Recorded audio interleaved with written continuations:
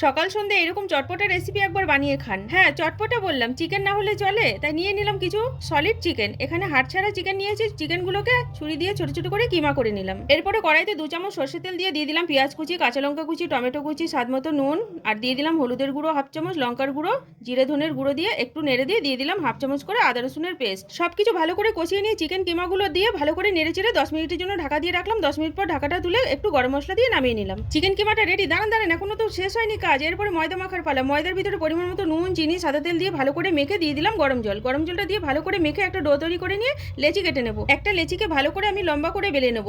যেভাবে আপনাদের খুশি বেলতে পারেন, আমি একটু লম্বা সাইজের বেলে নিয়েছি। এরপরে 1 চামচ করে চিকেন যে স্টাফিংটা করে রেখেছিলাম সেটা দিয়ে ভালো করে চারদিক থেকে ভাঁজ করে এরকম চৌকো করে নিলাম। এরপরে উনুনে তেল গরম হয়ে গেছে, একটা একটা করে ছেড়ে দেবো। ভালো করে লাল করে উল্টে পাল্টে ভেজে নেবো। তেলের মধ্যে যখনই ছাড়া হয়ে যাবে একদিকটা উল্টে 10 মিনিটের জন্য ঢাকা দিয়ে রাখবো। 10 মিনিট পর ঢাকাটা তুলে নিলাম।